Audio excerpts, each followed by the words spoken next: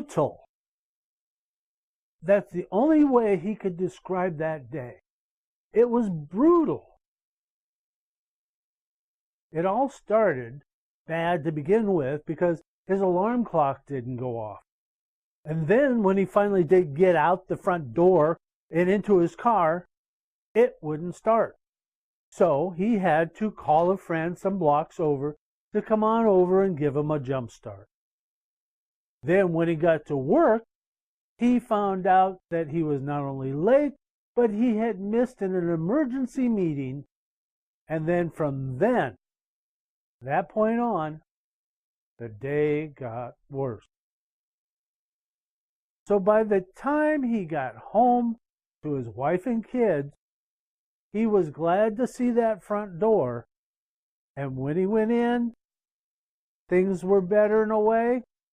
He was just wanting to get to bed. And when he finally did get to bed and to sleep,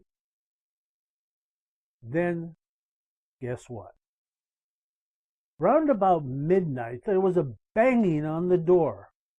Oh, how he so just wanted to ignore it.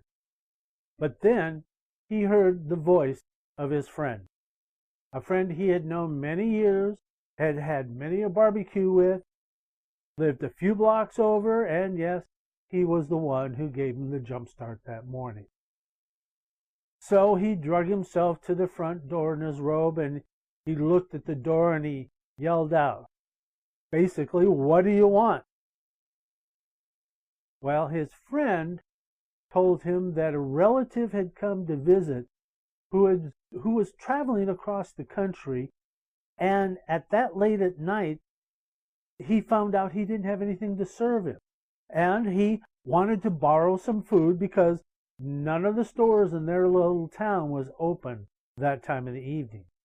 And there was nothing available anywhere else around. Oh, this man just did not want to do that. His wife was in bed. His children was in bed. He wanted to go back to bed, and the dog was quiet. While the friend on the other side of the door continued to remind him of how much of a friendship they did have, and to thank him for being such a good friend. Well, how could he resist? He opened the door for his friend, took him to the kitchen, and gave him what he needed. Then he ushered him back out the door. He then got his children back in bed because they had been rousted out by the noise of the dog. And of course the wife had got up, but he got them all back to bed. He himself got to bed. Everybody went back to sleep. And they all slept well.